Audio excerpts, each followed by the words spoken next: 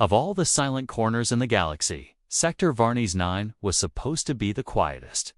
It had been mapped, scanned, and declared celestially dead by the Arcanus Empire centuries ago. No stars flared there, no comets crossed its frozen lanes, no world spun. It was emptiness in its purest form till the ship arrived. High Admiral Skarn Vorak stood at the forward observation window of the Izrath of Order, staring out into that unblinking void. His hands were clasped behind his back, posture stiff with pride bred over 5 decades of command. He had reduced 6 rebellious systems to cinders and forced another 4 to their knees. Yet in the pit of his gut, a sour tension coiled. Status. Report, he said, without turning. A junior officer's voice replied, taut with unease. Object remains stationary, Admiral. Coordinates unchanged. Still no communication. Vorak's lip curled. It's not an object. It's a ship. A ship, yes, but nothing they could categorize. The silhouette was faint, even under direct scan, as if it defied both light and detection. It had no obvious thrusters, no visible armament. Smooth black hull, oval-shaped like a single piece of obsidian carved by time and cruelty. It floated like it belonged there. The Empire's deep space arrays had picked it up an hour ago.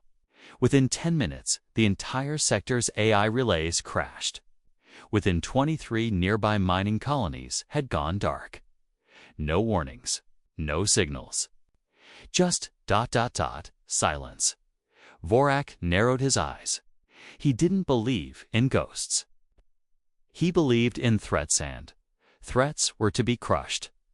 He turned from the viewport and walked into the command ring where officers scrambled at their stations, faces pale in the amber light.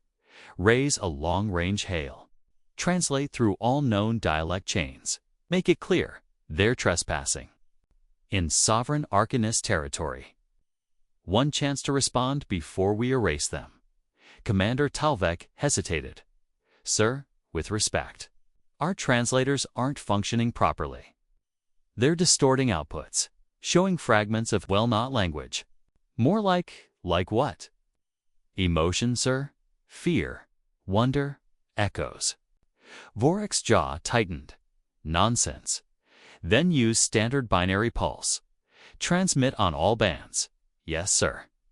He turned to the tactical holodable, which displayed the strange vessel in a static wireframe.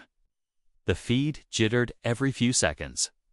Replaced by bursts of code the system couldn't decode. Vorak traced a finger across the image.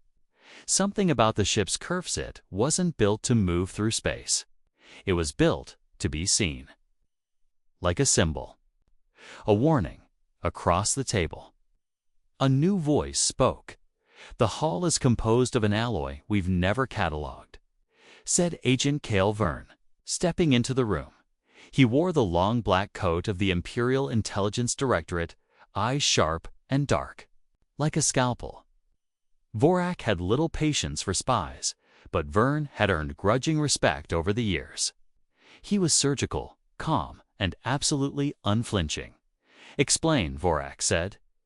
Vu are gestured to the projection. The hull doesn't reflect scans in a traditional sense. It absorbs them. Every pulse we send is converted. We're feeding it information data, protocols, frequencies, and it's responding. Subtly, not with words, but by reshaping its signal.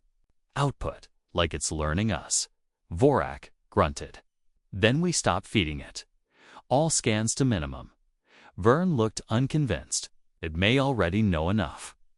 A silence hung in the room. Vorak glanced around. Half his bridge staff were glancing at the viewport more than their terminals. A veteran gunner with cybernetic implants was trembling, sweat dripping from his brow. Crew discipline is collapsing. Verne observed. We've seen this before. Controlled fear fields. Sci-tech likely human in origin. Vorak stiffened. Human? Verne nodded. The structure matches early Terran stealth probes, but scaled to battleship dimensions. I've seen fragments in old black box archives. The Terrans disappeared over 2 centuries ago, but some of their relics linger. No one's ever caught one operating, until now. Vorak muttered. So they send a ghost ship into the heart of our territory and expect us to sit politely. I don't think it expects anything, Vern said. It's watching. A long pause. Then Vorak spoke, slow and cold.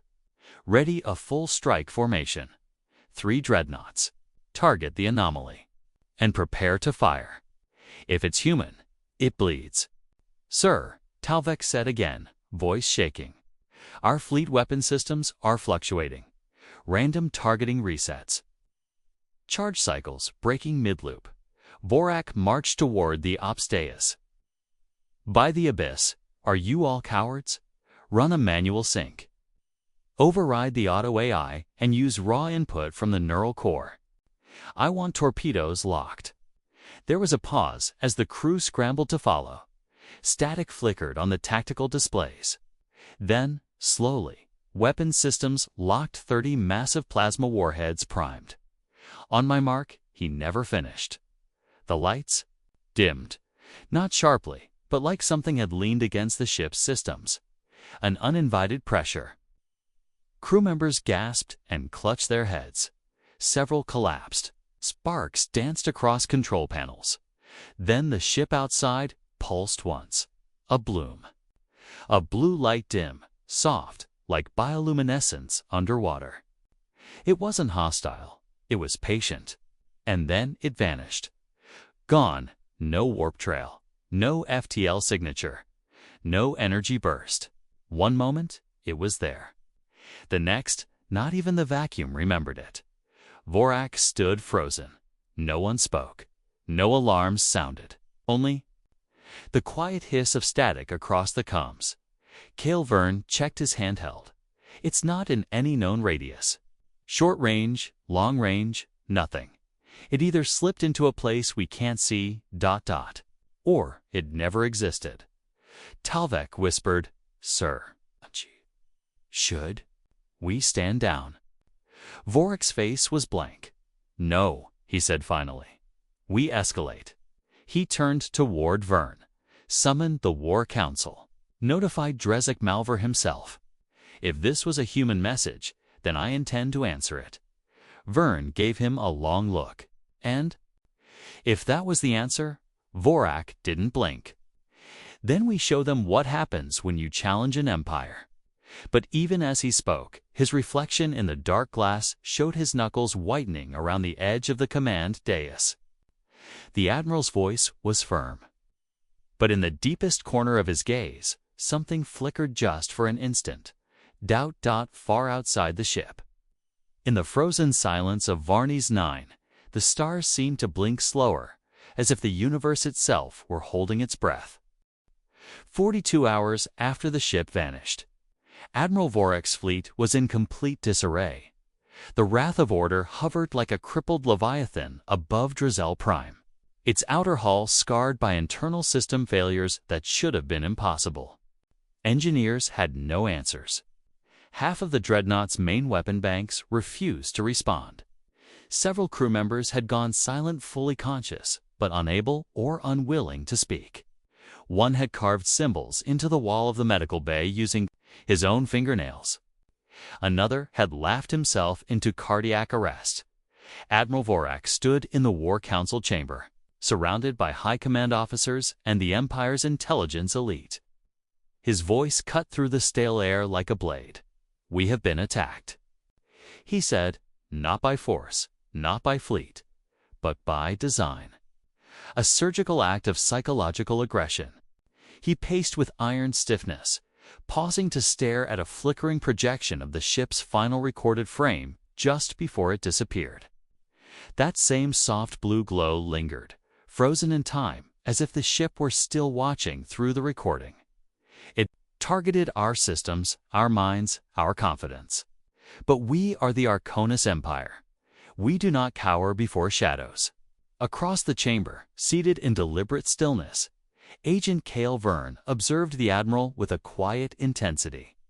Where Vorak wore ceremonial armor and medals that gleamed like trophies, Verne wore a plain gray uniform with no rank insignia. He didn't need them. Verne tapped on his data slate and brought up a timeline. 3 colonies within the same sector experienced simultaneous neural feedback failure prior to any fleet engagement. No contact, no weapons discharge, no direct interaction. Vorak didn't flinch. Coincidence? Verne turned his head slightly. Then perhaps this is coincidence too. He brought up another file, an encrypted broadcast intercepted an hour after the ship's disappearance. A cascade of symbols poured across the screen. No known language, but the rhythm was unmistakable. It spoke. The translation was simple. 2 phrases. Observe, leave no witnesses. Silence filled the chamber. General Marak, head of planetary defense, leaned forward. His voice cracked like old stone. This message? It's human. Yes, Verne said, without hesitation. Or human-designed. I pulled archives from pre-diaspora records. Terran deep space protocols always included passive threat markers, phrases coded to trigger AI SIR responses. Psychological warfare via language pattern. This is far more advanced. Marak grunted. Terrans disappeared over 2 centuries ago. Up. They vanished, Verne corrected. Not destroyed, not defeated. Just gone. Vorak interjected, voice like a hammer. Enough with the mysticism. This is not a legend. It's an event. 1 ship appeared, 1 ship vanished. And I want to know what it left behind. Verne's gaze was unreadable. Corruption? But not in the traditional sense. Not software, not virus. A pattern, presence encoded into systems. I've detected traces across our satellite grids. Transmissions looping without origin. Code that rewrites itself when observed. Vorak stepped closer. You're saying it's alive? I'm saying it behaves like awareness. It adapts to being watched. A chill passed through the council then. As if summoned by the mood, the chamber lights dimmed. Only a second, but enough to draw weapons. Vorak's sidearm was already half drawn when power stabilized. False signal, said the technician at the back of the room. We're rerouting through local subnets. Verne said nothing. He simply looked upward, as though expecting to see eyes in the ceiling later that evening. Verne descended into the secure levels of the Imperial archive layers beneath the Citadel, beyond even the Imperator's private vaults. He walked alone, past ancient stone-carved server doors and databanks older than the Empire itself. He entered a sealed chamber with no data uplinks. Analog records, paper, metal, memory crystals. The kind of storage that couldn't be corrupted by what the upper systems now whispered about in terrified tones. The pattern. Verne placed a crystal into the reader and called up the entry. Terran. Strategic Protocols Black Record Designate. Last whisper. The screen pulsed. Text unfolded slowly, like it feared being read too quickly. Terran deterrents are not weapons. They are memories. Crafted to linger. Programmed to endure. The goal is not destruction. It is understanding, to force the enemy to see themselves. In the mirror of extinction and step back. He leaned closer. If you see a Terran ship, you've already lost. The chamber temperature dropped. Vu-R enclosed the file dot above him. Admiral Vorak held audience with Lord Imperator Drezek Malver himself. The Imperator's throne was carved from the bones of extinct beasts, suspended in anti-gravity above the central citadel chamber. He sat draped in crimson, face veiled behind a golden mask shaped like a jackal's skull. Vorak knelt, 1 knee to the cold obsidian floor. We face a Terran incursion, he said. Not by army, but by influence. A test. A probe. I propose full sector lockdown and the assembly of the Null Fleet. The Imperator's voice echoed through synthetic amplification. 1,000 whispers condensed into speech. Fear spreads. Discipline wanes. They showed us a phantom, and you kneel here speaking of phantoms. This was no illusion, my lord. Then find its core, the Imperator commanded, and burn it. By the time Vorak rose, 3 more outer systems had gone dark. The next morning, Agent Vern interrogated one of the surviving scouts from the initial encounter, Captain Roex. Halvar plucked from the ruins of his escort ship days after the event. Halvar was gaunt, unshaven, eyes too wide, too still. I saw it, he whispered, but it didn't move. It felt like it was ... breathing, not air. Thought, what did it do to your crew? Vern asked. Nothing, Halvar said. That's what broke them. It didn't attack. It just looked at us. Like we were.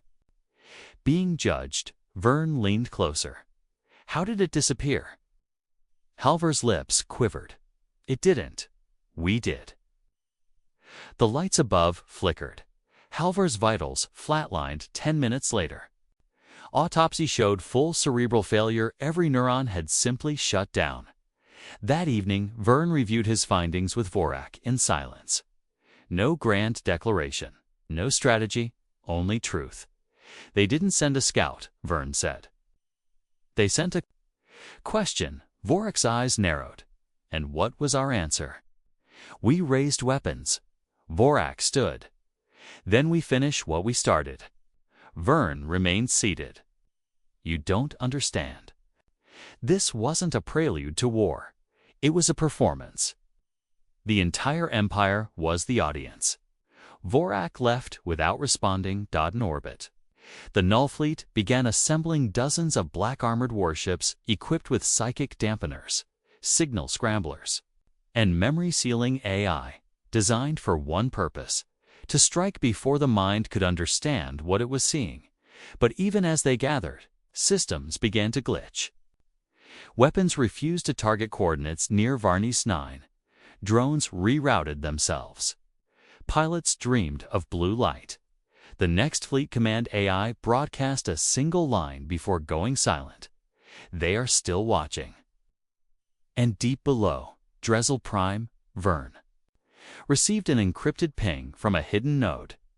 One line of text. Step back. He stared at it, then he deleted every trace. But the words remained, repeating silently in his mind as the Empire's greatest fleet prepared for a war that might already be over. The Arcanus Empire began to unravel, not with explosions, but with silence. Fleet Command lost contact with the outer defense grid in the Salkar Expanse. The entire Chain 12 orbital platforms for support stations and a Class 8 dreadnought vanished from telemetry without a single distress call. Attempts to ping them returned a looping reply. You are being observed. Admiral Vorak stood in the command vault of the IS Vindicator, surrounded by holodisplays blinking red. Lines of code scrolled over system diagnostics, but none of it made sense. Encryption keys had mutated mid-transmission, entire fleets reported. Malfunctions in navigational matrices.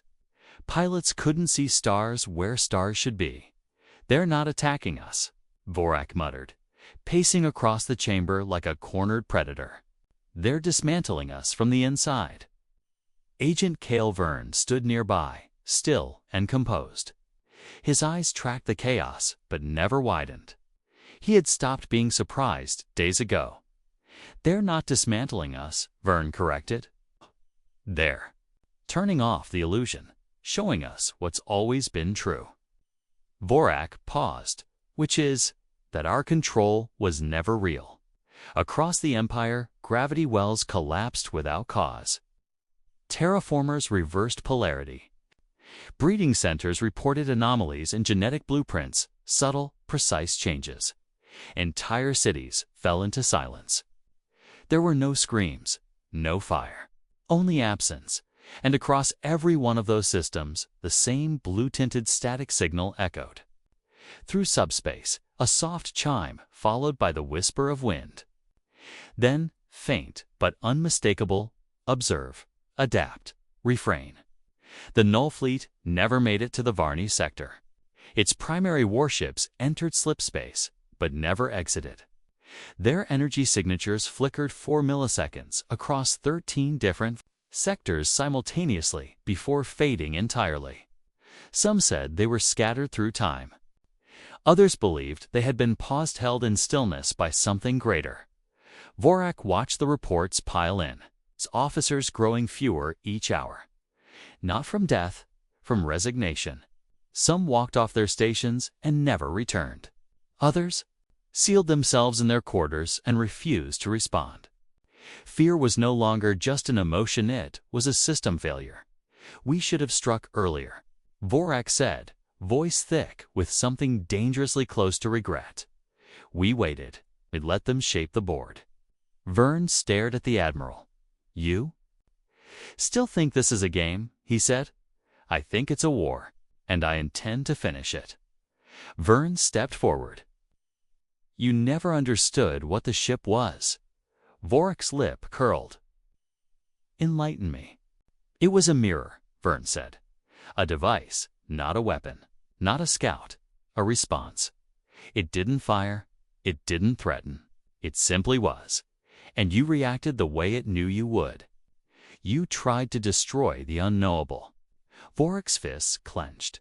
"You think I should have bowed?" "I think," Vern said calmly, "you should have listened." The chamber darkened, not from power loss. The artificial lights remained stable. But something had shifted the feeling in the air, like pressure before a storm. A new message blinked across the main display. Not from any known source. Not from any system still under Imperial control. "The judgment is complete." Underneath, in smaller font, they looked. "You reached. You were not ready." Vorak backed away from the display, something clawing up his spine. "What does that mean?" Before Vern could answer, a new broadcast overrode all channels, civilian, military, encrypted alike. It spread across the Empire like a virus made of sound and light. Every screen, every feed, every neural relay began playing the same loop. A simple human voice. Mail.com, measured. "We asked for nothing." Static. "We arrived only to observe." A pause. No emotion. "You reached for a sword." Silence. "So we left you the mirror." Images followed fast, disjointed, not propaganda. Memories, glimpses of every Imperial atrocity recorded across 500 years. Executions, invasions, children burned in planetary glassings. All of it. The mirror, on Drezil Prime, the heart of the Empire. Lord Imperator Drezik, Malvar addressed his remaining court. His gold mask lay shattered on the floor. His voice was no longer amplified, just flesh and breath. "They exposed our rot," he said quietly. "Not to the stars. To ourselves." His advisors stood in silence, unarmed, unguarded. All broadcasts were down, communications dead. Even their own memories felt wrong, as if their history had been rewritten by the truth they never dared to. "See?" The Imperator stepped down from his throne. He walked into the central dais of the hall, and without flourish, he lay down and stopped breathing. No poison, no wound, just ... choice ... all across the Empire. The hierarchy collapsed, not in rebellion, not in blood, but in abandonment. Officers walked off bridges. Citizens simply stopped working. Governors disappeared into the wilderness. Ships powered down mid-flight and drifted, unpiloted, into planetary rings or deep black space. Kael Vern walked the empty corridors of the Vindicator. The last functioning battleship in the region. No alarms sounded. No systems blinked. Everything had fallen into unnatural stillness. He reached the bridge and found Vorak staring at the stars. "I sent the kill code to the fleet," Vorak said without turning. "The rest of them?" Didn't want them falling into the wrong hands. They weren't coming for your fleet, Vern said softly. I know. A long silence passed. I don't regret defending the Empire, Vorak said. No, Vern. Agreed? You regret failing to understand what came for it? Vorak finally turned. You think this is mercy? Vern didn't answer, because it was no weapons had fired. No blood spilled in defiance. Yet an empire of trillions fell to its knees. Not because of weakness, but because someone, somewhere, had finally held a mirror to its face and waited in the quiet void beyond. Stars pulsed gently, blue dot watching. The scavenger ship Dagger's luck coasted through the remnants of what had once been the Arcanus Empire. Where once there had been bustling stations, mighty dreadnoughts, and defiant empires wrapped in iron and fire, now there was only wreckage and quiet. Not the silence of death, but something older.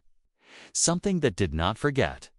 J. Seathorne sat alone at the forward viewport, boots up, breath fogging the reinforced glass. His crew mercenaries, opportunists, and half-sane prospectors were below deck, gathering scraps from what little remained.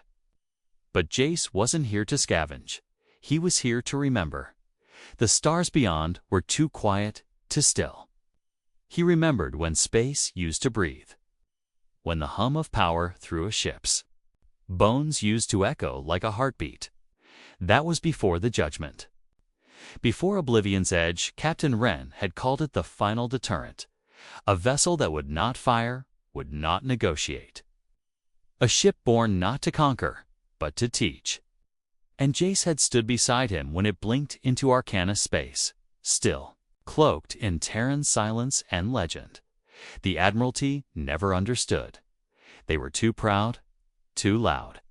They couldn't hear the warning beneath the silence. Couldn't see the noose gently lowering around their necks. He reached into his coat and withdrew the black cube. The interface node, last relic of a ship that no longer existed on any map. Its surface shifted constantly, never repeating, never yielding. Every so often, it pulsed with soft blue light, warm and terrible. A heartbeat that was not his. You think they're still out there? Asked a voice behind him. Jace didn't turn. No, I know they are. Morik, one of the scavenger crew, stepped forward, boots clanking against steel. He was younger, impulsive, eyes full of ambition, the kind that hadn't yet been tempered by loss. This whole sector's cursed, Morik muttered. No signals. Oh, salvage drones, make it back. You really served with them, didn't you? Jace offered no answer. Morik snorted. Everyone thinks you're a myth, that no one ever came. Back from that ship. I didn't come back, Jace said quietly. Not all of me. He rose and walked past Morik, down the steel corridor lit by flickering emergency strips. The Dagger's luck was a patchwork of old and older, parts welded from the bones of dead factions. But even this junker could feel the cold weight of what surrounded them. The bridge was empty, its crew having already logged their haul from the derelict station they'd skimmed. Nothing valuable, nothing alive, just echoes. Jace set the cube on the command console. For a long moment, nothing happened. Then it pulsed. The lights dimmed. A voice echoed across the bridge.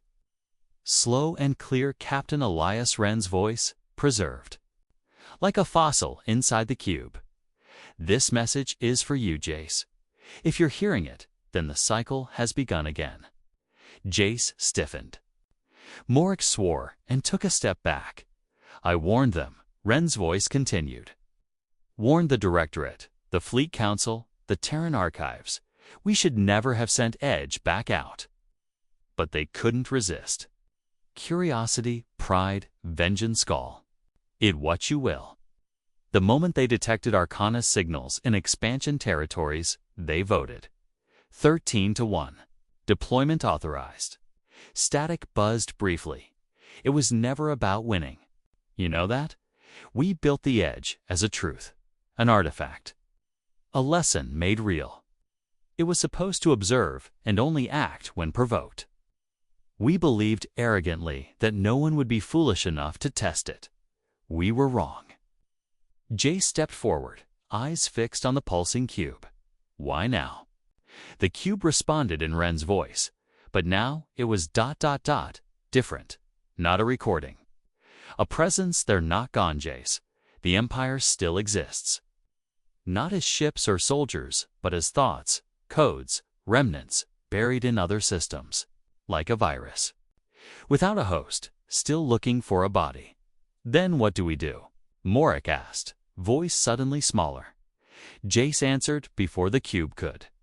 We remind them again. The lights flared blue. A low hum echoed through the ship. Systems rebooted.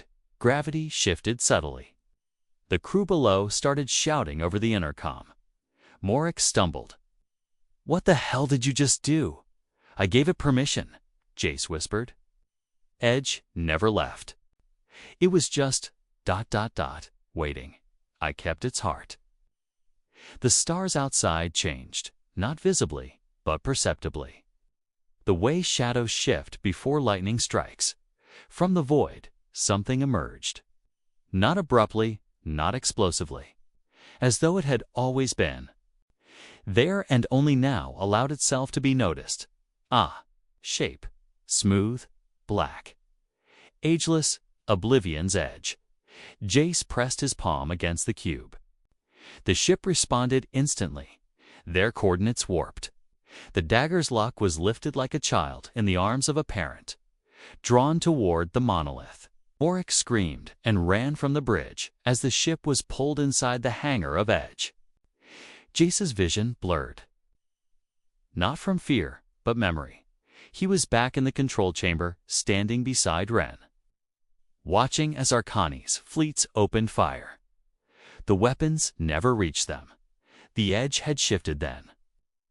Just like now, not to destroy, but to reflect. Jace stood alone in the command core. The walls were the same, organic, pulsing with dark light. Textures forming and reforming in patterns that whispered across the skin like breath. The ship spoke. "You are the last witness." "I was the first," Jace replied. "Then you will be both." Outside, the stars flickered. In distant systems, abandoned Imperial satellites shuddered back to life. Echoes of old codes began to transmit. On fringe colonies, citizens stirred in their sleep, haunted by blue light behind their eyes. Arcanus was waking, and the Edge had returned. Jace placed his hand on the central node. And the ship welcomed him. Not with sound, not with words. With understanding, it would not need fleets. It would not need force. It would only need to be seen. And once again, across the stars, the old message echoed: observe, adapt, refrain, but in the places where the Empire lingered, where greed and conquest still slithered, one more line followed. Or be remembered.